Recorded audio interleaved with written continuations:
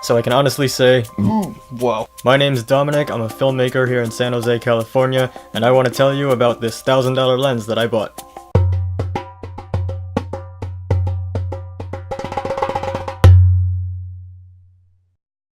This is the Nikon Nikkor 16 to 80mm f2.8 to 4e lens.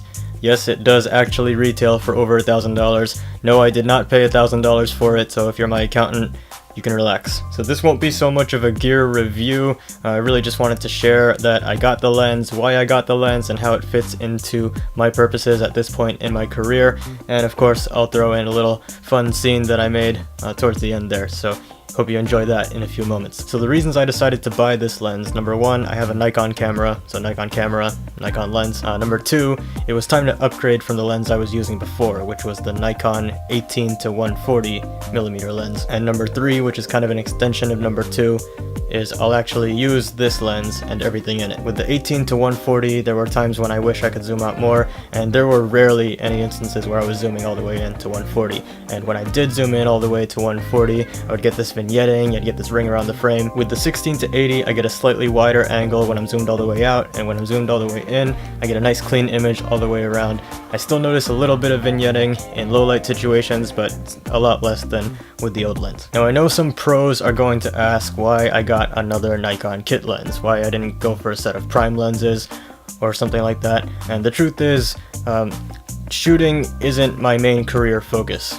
So I'm not a DP, I don't market myself as a director of photography. My main career focus is video editing and directing. So I really don't need a set of a dozen prime lenses. What I do need is something versatile. So this lens, the 16 to 80mm, it's versatile, it works, it makes sense for me to own this and to have it ready and available at any given time. And just as a side note, I do own a prime lens. I own a Rokinon 35mm Cine lens T1.5. I like to use this one for interviews and talking head videos, kind of like this one that you're watching now. Now I do enjoy shooting, I like shooting, I don't mind doing it, I'm happy to do it, I'm willing to do it, and I have taken jobs where all I had to do was shoot, and one of them was with a basketball recruiting organization called Hoop Brothers. They had a showcase here in San Jose, California, and I was one of the videographers tasked with capturing the action. So for this particular showcase, we were in a really small gym. There was little to no space, the cameras had to be set up underneath the double door entrance to the gym,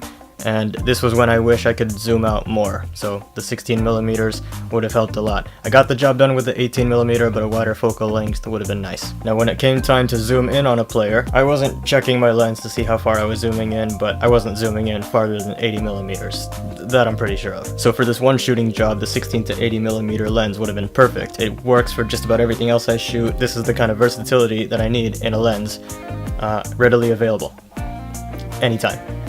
That's why I got this. I should also mention the aperture. So with my old lens, the 18 to 140, it had a maximum aperture of 3.5 f-stops. This one, the 16 to 80, goes all the way up to 2.8.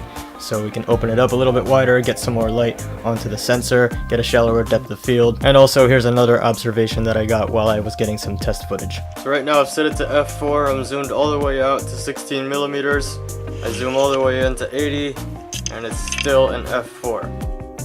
Pretty sweet. Okay, so as you can imagine, I've used this lens quite a bit since I got it. I took a test shot right outside the camera store right before I completed the purchase. I took this to my cousin's house for a Christmas party, but to really put this thing through its paces and to see what it can do, I got a variety of shots and put a little scene together with this big botulinum that I have here. So I hope you enjoy it.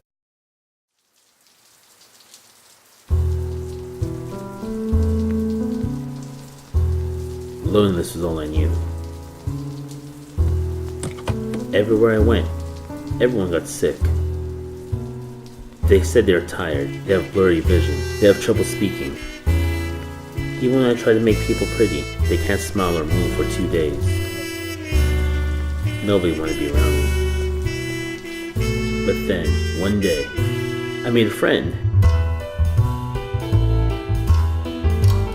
And then I made more friends. They've accepted me as one of their own. Are you sure about this guy? Nope. I'm a cutie now.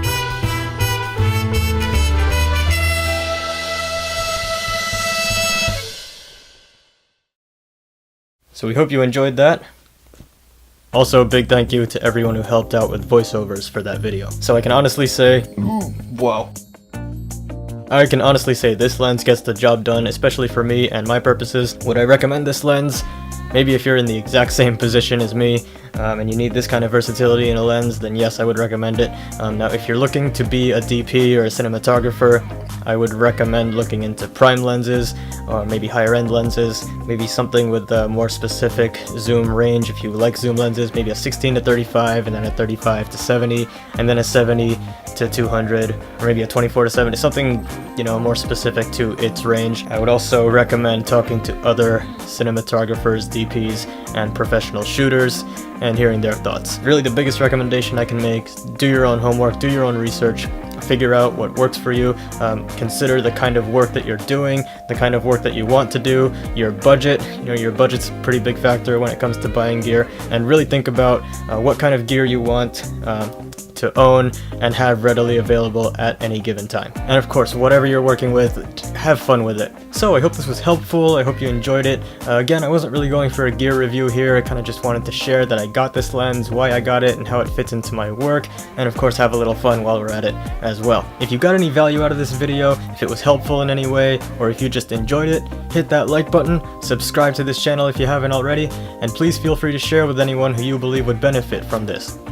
If your business needs a video, or if you're just interested in doing a video with me, even if it's nothing like this, send an email to domcovid@gmail.com. That's domcovid@gmail.com.